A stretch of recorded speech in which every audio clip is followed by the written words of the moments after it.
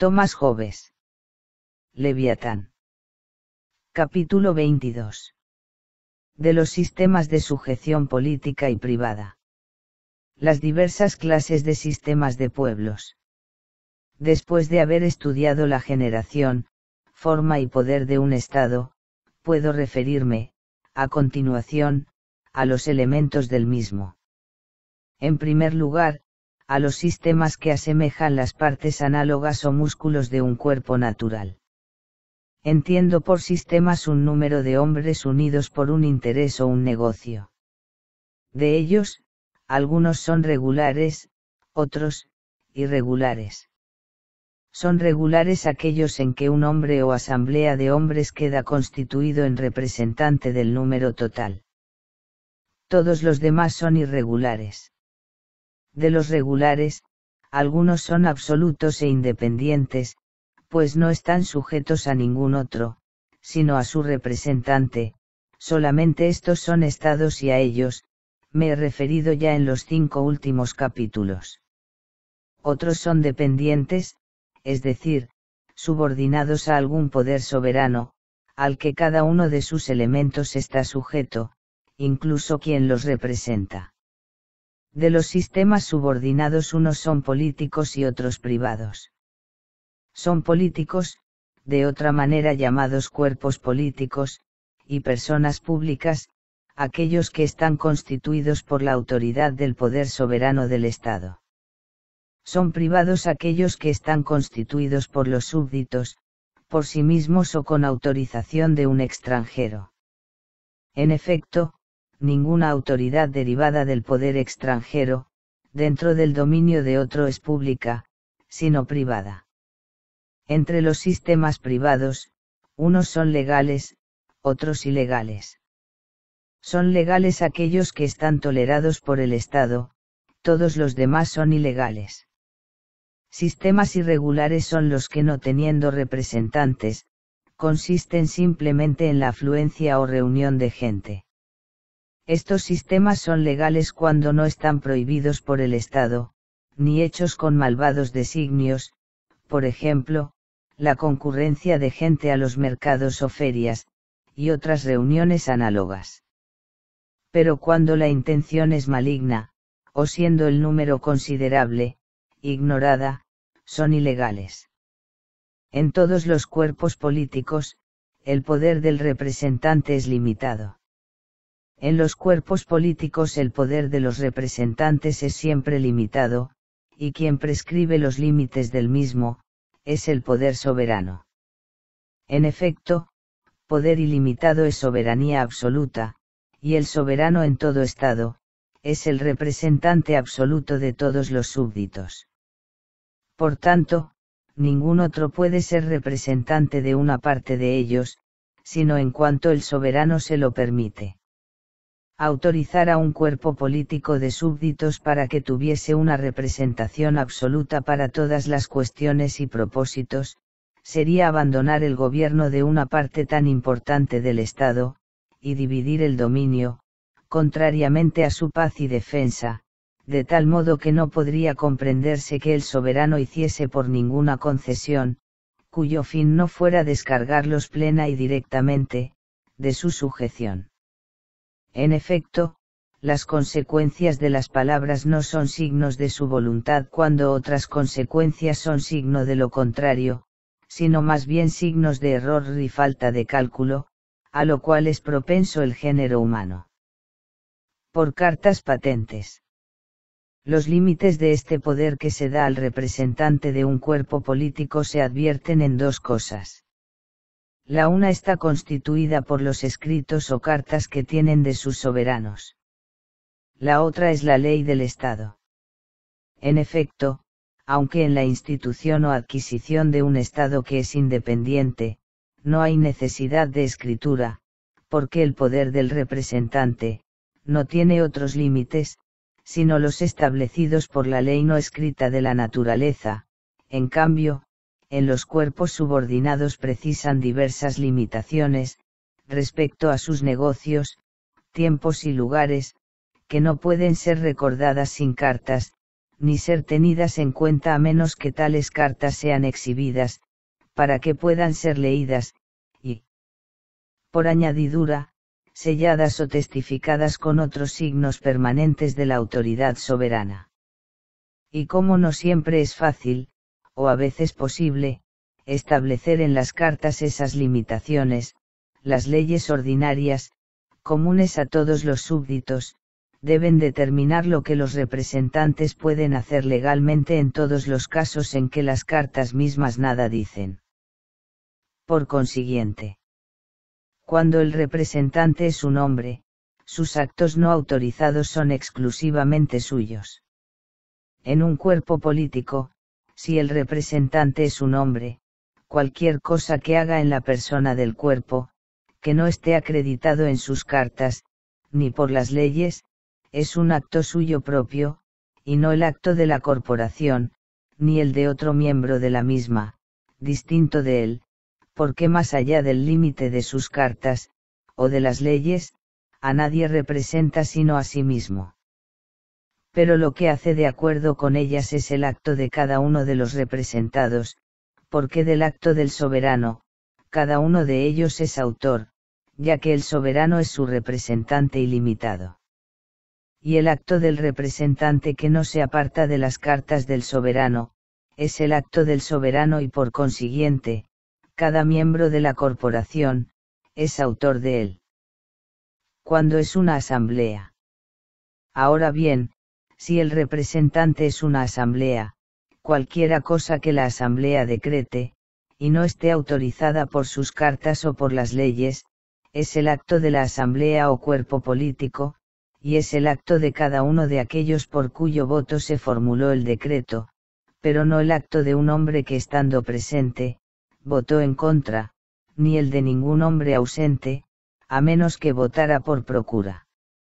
Es el acto de la asamblea, porque fue votado por la mayoría. Y si fue un delito, la asamblea puede ser castigada, en cuanto ello es posible, con la disolución, o la derogación de sus cartas, lo que es capital para tales corporaciones artificiales y ficticias, o si la asamblea tiene un patrimonio común, en el que ninguno de los miembros inocentes tiene participación, por multa pecuniaria. La naturaleza ha eximido de penas corporales a todos los cuerpos políticos. Pero quienes no dieron su voto son inocentes, porque la asamblea no puede representar a nadie en cosas no autorizadas por sus cartas y por consiguiente, tales miembros no están involucrados en esos votos. Cuando el representante es un hombre, si presta dinero o lo debe, en virtud de contrato, solo él, es responsable, y no los miembros.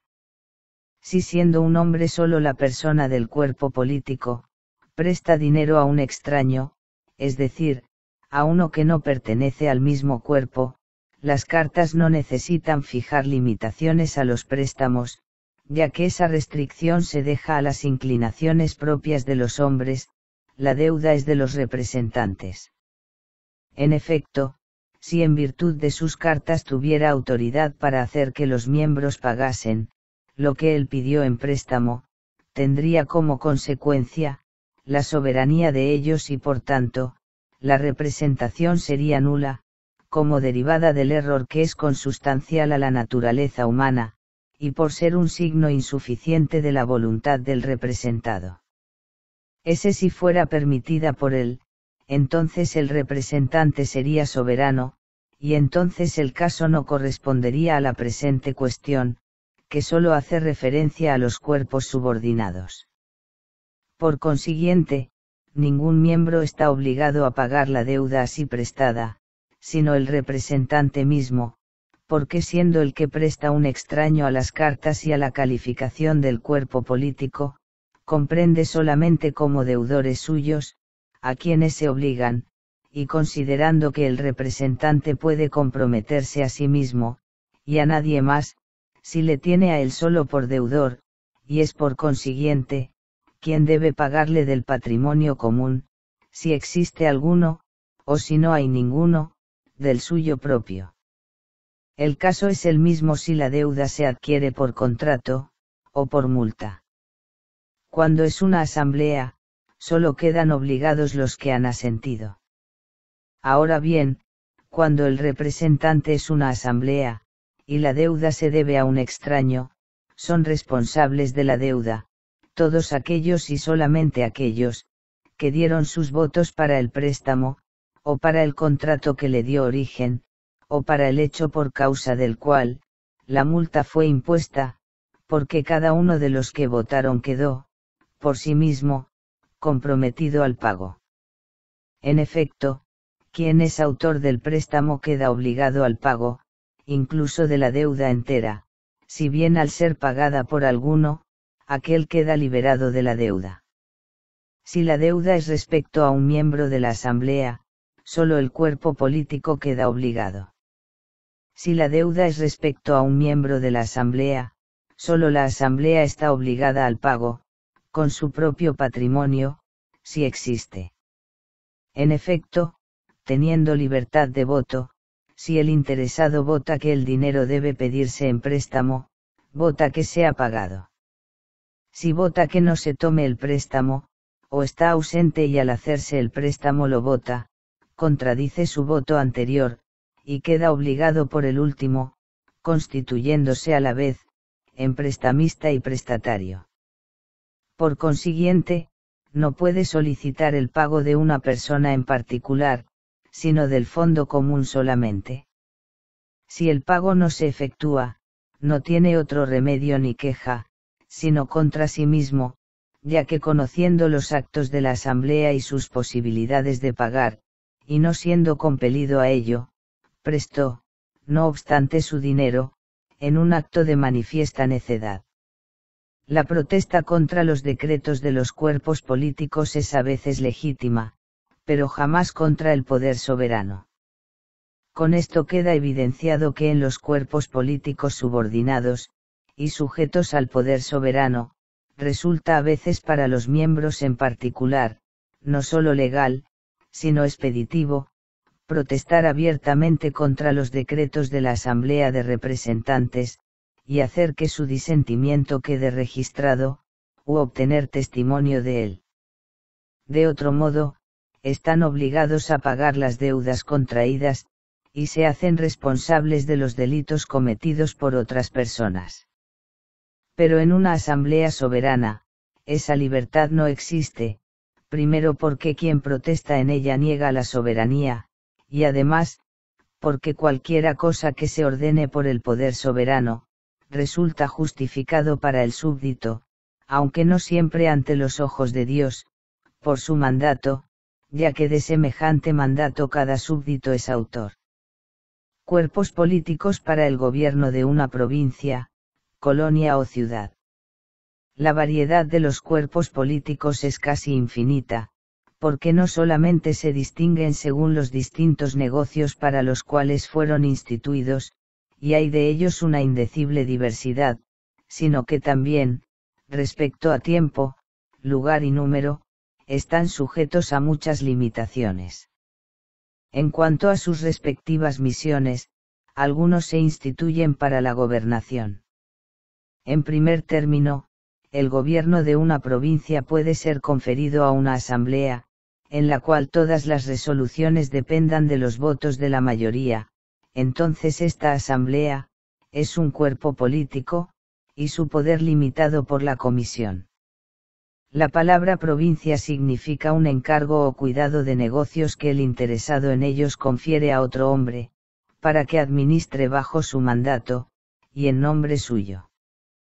Por consiguiente, cuando en un gobierno existen diversos países que tienen leyes distintas unos de otros, o que están muy distantes entre sí, estando conferida la administración del gobierno a diversas personas, aquellas comarcas donde no reside el soberano, sino que éste gobierna por comisión, se llaman provincias. Ahora bien, del gobierno de una provincia por una asamblea que resida en la provincia misma, existen pocos ejemplos. Los romanos que tenían la soberanía de varias provincias, siempre las gobernaban por medio de presidentes y pretores, no por asambleas, como gobernaban la ciudad de Roma, y los territorios adyacentes. Del mismo modo, cuando se enviaron colonos de Inglaterra para las plantaciones de Virginia y Somera Islands, aunque el gobierno fue en estos lugares encomendado a asambleas residentes en Londres, nunca estas asambleas encargaron la gobernación a ninguna asamblea subordinada, sino que a cada plantación se envió un gobernador. En efecto, aunque todos los hombres, cuando por naturaleza están presentes desean participar en el gobierno, en los casos en que no pueden estar presentes propenden, también por naturaleza, a encomendar el gobierno de sus intereses comunes más bien a una forma monárquica que a una forma popular de gobierno. Ello es de igual modo evidente en aquellos hombres, que poseyendo grandes dominios privados, no desean tomar sobre sí, el cuidado de administrar los negocios que les pertenecen, y se deciden por confiar en uno de sus siervos, mejor que en una asamblea, ya sea de sus amigos o de sus vasallos. De cualquier modo que ocurra, podemos suponer el gobierno de una provincia, o colonia, encomendado a una asamblea.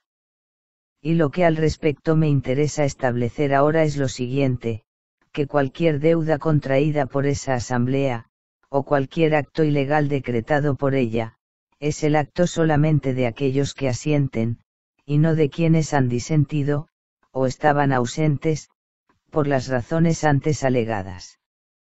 Así que cuando una asamblea resida fuera de los límites de la colonia donde ejerce el gobierno, no puede ejercitar dominio alguno sobre las personas, o bienes de cualesquiera de los miembros de la colonia, ni obligarles por razón de deuda u otra obligación, en lugar alguno, fuera de la colonia misma, puesto que no tiene jurisdicción ni autoridad de ningún género, sino que ha de atenerse a los recursos que la ley del lugar les ofrezca. Y aunque la asamblea tenga derecho para imponer una multa sobre aquellos de sus miembros que infrinjan las leyes establecidas fuera de la colonia, no tienen derecho a ejecutar dichas leyes. Y lo que se dice aquí, de los derechos de una asamblea respecto al gobierno de una provincia, o de una colonia, es aplicable también, a una asamblea para el gobierno de una ciudad, de una universidad, de un colegio, de una iglesia, o de otro gobierno cualquiera sobre las personas individuales. Generalmente, y en todos los cuerpos políticos, si algún miembro particular se considera injuriado por la corporación misma, el conocimiento de su causa corresponde al soberano, y a quienes el soberano ha establecido como jueces para causas análogas, o designe para ese caso particular, y no a la corporación misma. Porque la corporación entera es en ese caso, un súbdito como el reclamante. En cambio, en una asamblea soberana ocurre de otro modo, porque en ella, si el soberano no es juez, aun de su propia causa, no puede haber juez en absoluto. Cuerpos políticos para la ordenación del comercio. En un cuerpo político instituido para el buen orden del tráfico exterior, la representación más adecuada reside en la asamblea de todos los miembros, es decir, en una asamblea tal, que todo aquel que arriesgue su dinero, pueda estar presente si lo desea, en las deliberaciones y resoluciones de la corporación. Como prueba de ello, hemos de considerar el fin para el cual los hombres que son comerciantes, y pueden comprar y vender, exportar e importar sus mercancías, de acuerdo con sus propias decisiones, se obligan no obstante a sí mismos, constituyendo una corporación. Es evidente que existen pocos comerciantes, que con la mercancía que compran en su país, puedan fletar un barco para exportarla, o con la que compran en el exterior, para traerla a su país de origen. Por consiguiente, necesitan reunirse en una sociedad, en la que cada uno puede, o bien participar en la ganancia, de acuerdo con la proporción de su riesgo, o tomar sus propias cosas, y vender los artículos importados a los precios que estime convenientes. Pero esto no es un cuerpo político, ya que no tienen un representante común, que les obligue a ninguna otra ley distinta de la que es común a todos los demás súbditos. El fin de su asociación, es hacer su ganancia lo mayor que sea posible, lo cual se logra de dos modos, por simple compra o por simple venta, ya sea en el propio país, o en el extranjero.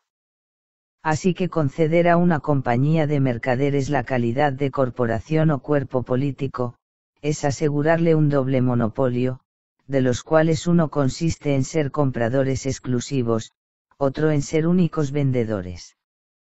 En efecto, cuando existe una compañía constituida para un país extranjero en particular, solo exporta las mercaderías vendibles en esa comarca, siendo único comprador en el propio país, y único vendedor fuera.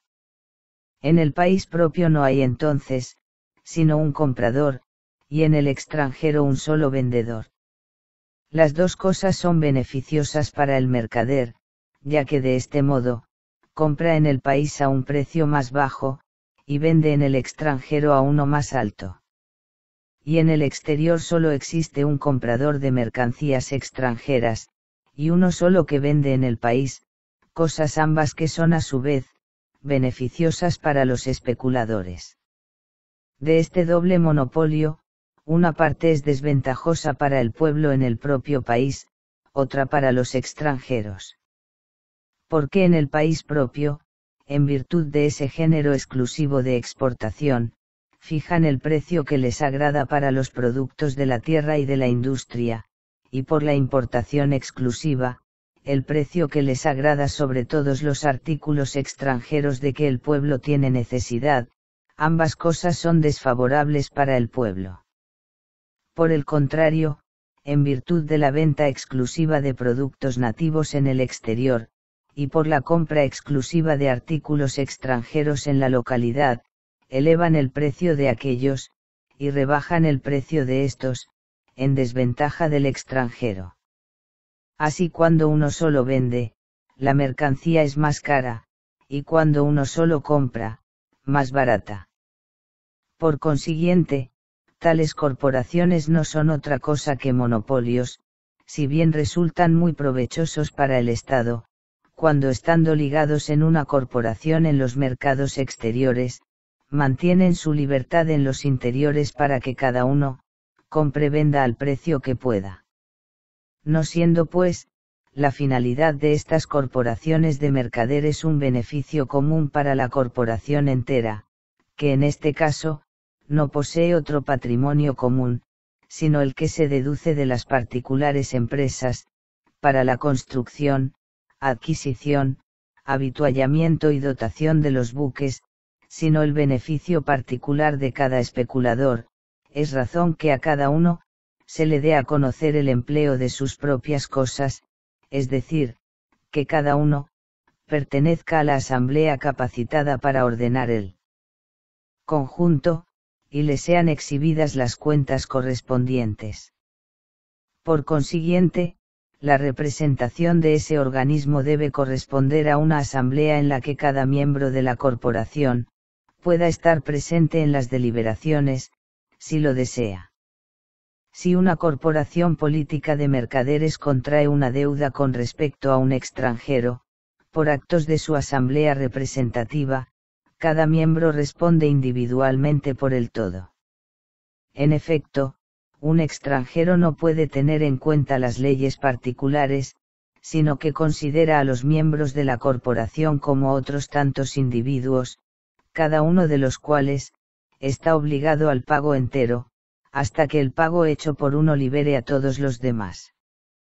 Pero si el débito se contrae con un miembro de la compañía, el acreedor es deudor, por el todo, y no puede por consiguiente, demandar su deuda, sino solo del patrimonio común, si es que existe alguno.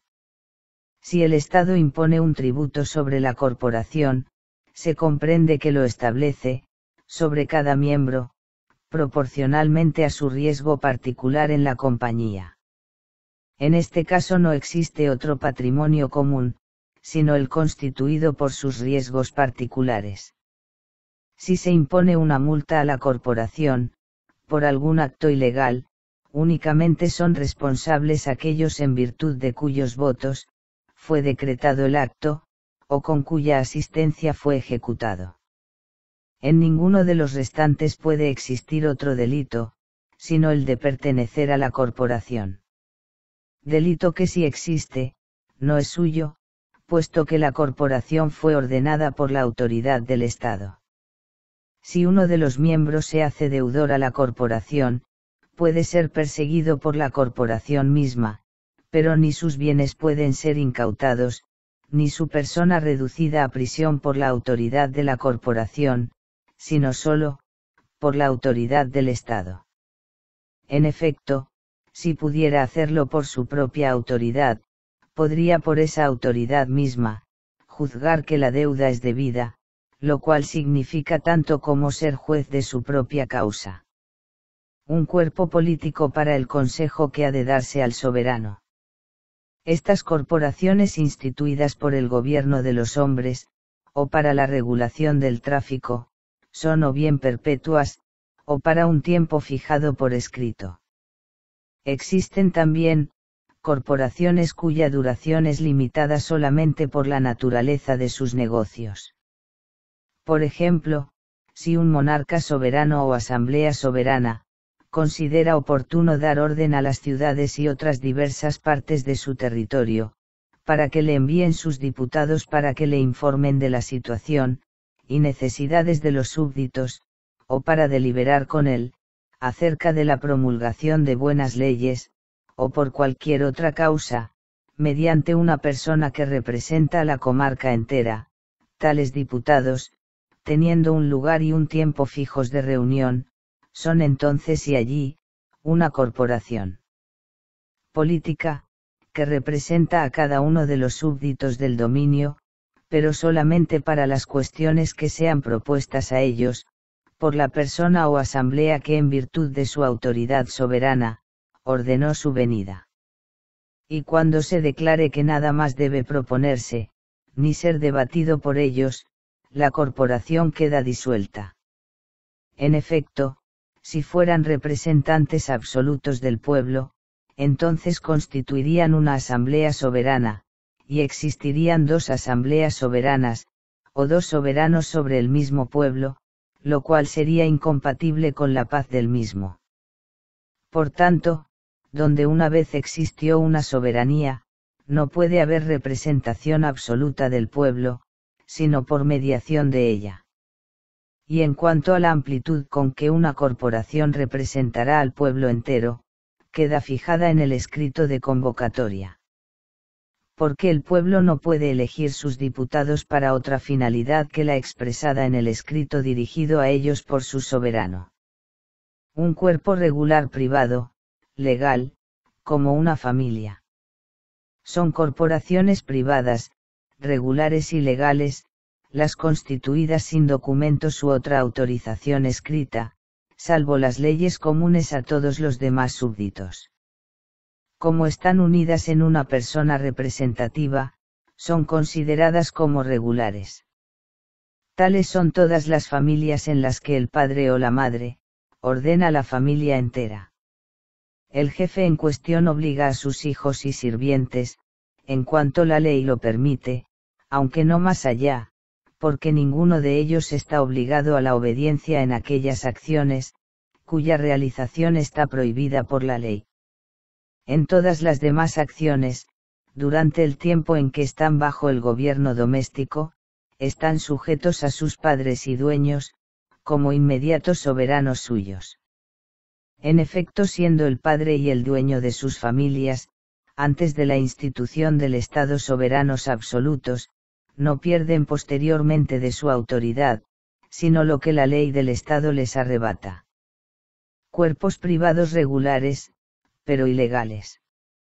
Son corporaciones privadas regulares, pero ilegales, aquellas que están unidas en una persona representativa, sin autoridad pública en absoluto. Tales son las asociaciones de mendigos, ladrones y gitanos, constituidas para ordenar mejor su negocio de pedir y robar, así como las corporaciones de individuos que por autorización de un extranjero, se reúnen en dominio ajeno, para la más fácil propagación de doctrinas, y para instituir un partido contra el poder del Estado. Sistemas irregulares, tales como las ligas privadas. Los sistemas irregulares por naturaleza como las ligas y a veces, la mera concurrencia de gentes, sin nexo de unión para realizar un designio particular, ni estar obligados uno a otro, sino procediendo solamente por una similitud de voluntades e inclinaciones, resultan legales o ilegales según la legitimidad o ilegitimidad de los diversos designios particulares humanos que en ellas se manifiestan. Este designio debe interpretarse según los casos. Como las ligas se constituyen comúnmente para la defensa común, las ligas de súbditos son en un Estado, en la mayoría de los casos innecesarias, y traslucen designios ilegales. Son por esta causa, ilegales, y se comprenden por lo común bajo la denominación de facciones o conspiraciones. En efecto, siendo una liga la unión de individuos ligados por pactos, si no se ha dado poder a uno de ellos, o a una asamblea, tal ocurre en la situación de mera naturaleza para obligar al cumplimiento, la liga es válida tan solo en cuanto no suscita justa causa de desconfianza. Por consiguiente, las ligas entre estados, sobre las cuales no existe ningún poder humano establecido para mantenerlos a raya, no solo son legales, sino también, provechosas por el tiempo que duran. En cambio, las ligas de súbditos de un mismo estado, donde cada uno puede obtener su derecho por medio del poder soberano, son innecesarias para el mantenimiento de la paz y de la justicia, e ilegales si su designio, es pernicioso o desconocido para el Estado. En efecto, toda conjunción de fuerzas realizada por individuos privados, es injusta cuando abriga una intención maligna. Si la intención es desconocida, esas ligas resultan peligrosas para la cosa pública, e injustamente secretas. Intrigas secretas. Si el poder soberano reside en una gran asamblea, y un número de componentes de la misma, sin la autorización oportuna, instigan a una parte para fijar la orientación del resto, tenemos una facción o conspiración ilegal, ya que resulta una fraudulenta dedicación de la asamblea, para los particulares intereses de esos pocos. Ahora bien, si aquel cuyo interés privado se discute, y juzga en la asamblea, trata de ganar tantos amigos como pueda, no comete injusticia, porque en este caso no forma parte de la asamblea. Y aunque compre tales amigos con dinero, siempre que no lo prohíba la ley expresa, ello no constituye injusticia. En ciertas ocasiones, tal como los hombres se comportan, la justicia no puede lograrse sin dinero. Y cada uno puede pensar que su propia causa es justa, hasta que sea oído y juzgado. Feudos de familias privadas. En todos los estados, si un particular dispone de más siervos de los que exige el gobierno de sus bienes y el legítimo empleo de los mismos, se constituye una facción, lo cual es ilegal. En efecto, teniendo la protección del Estado, no necesita para su defensa, apoyarse en una fuerza privada. Y aunque en naciones no del todo civilizadas, varias familias numerosas han vivido en hostilidad continua, haciéndose objeto de mutuas invasiones en las que hicieron uso de la fuerza privada, resulta evidente por demás, que lo hicieron de modo injusto, o bien que no estaban constituidas en Estado. Facciones para el gobierno. Lo mismo que las facciones de parientes, así también, las que se proponen el gobierno de la religión, como las de papistas, protestantes, etc., las de patricios y plebeyos en los antiguos tiempos de Roma, y las de aristócratas y demócratas en los de Grecia, son injustas, como contrarias a la paz y a la seguridad del pueblo, y en cuanto arrancan el poder de las manos del soberano. La reunión de gente es un sistema irregular cuya legalidad o ilegalidad depende de la ocasión, y del número de los reunidos. Si la ocasión es legal y manifiesta, la reunión es legal, por ejemplo, la usual asamblea de gentes en la iglesia o en una exhibición pública, en número acostumbrado. Porque si el número es extraordinariamente grande, la justificación no es evidente, y por tanto, quien no puede dar individualmente razón adecuada de su presencia allí, debe considerarse animado de un designio ilegal y tumultuoso. Puede ser legal que 1 millar de hombres se reúna para formular una petición a un juez o magistrado. Sin embargo, si 1 millar de hombres viene a presentarla, tenemos una asamblea tumultuosa, ya que para ese propósito bastarían 1 o 2. Ahora bien, en casos como este no es un número fijo lo que hace ilegal una asamblea, sino un número tal, que los funcionarios presentes, no sean capaces de sojuzgar y reducir a la normalidad legal. Cuando un número desusado de personas se reúne contra un hombre al que acusan, la asamblea es un tumulto ilegal, ya que hubieran bastado unos pocos o un hombre solo para formular su acusación al magistrado. Tal fue el caso de San Pablo en Efeso, cuando Demetrio y un gran número de personas condujeron 2 de los amigos de Pablo ante el magistrado, diciendo a una, grande es Diana de los Efesios. Este era su modo de demandar justicia contra aquel, por enseñar a las gentes una doctrina, que iba contra su religión y sus negocios. En este caso, la ocasión, teniendo en cuenta las leyes del pueblo, era justa. Sin embargo, la asamblea se estimó ilegal, y el magistrado les reprendió por ello, con estas palabras. Si Demetrio y los demás obreros pueden acusar a alguien de alguna cosa, existen audiencias y diputados. Que se acusen pues, uno a otro. Y si tenéis alguna otra cosa que pedir, vuestro caso puede ser juzgado en una asamblea convocada legítimamente. Porque estamos en peligro de ser acusados de sedición en estos días, ya que no existe motivo por el cual una persona pueda dar una razón de esta asamblea de gentes. Por ello, a una asamblea de la que las gentes no pueden dar justa cuenta, la llamaban una sedición, de tal naturaleza que no puede justificarse. Y esto es todo cuanto tengo que decir respecto a los sistemas y asambleas del pueblo, que pueden ser comparadas, como digo, a las partes semejantes del cuerpo humano. Las legítimas a los músculos, las ilegales a los tumores, cálculos y apostemas, engendrados por la antinatural confluencia de humores malignos.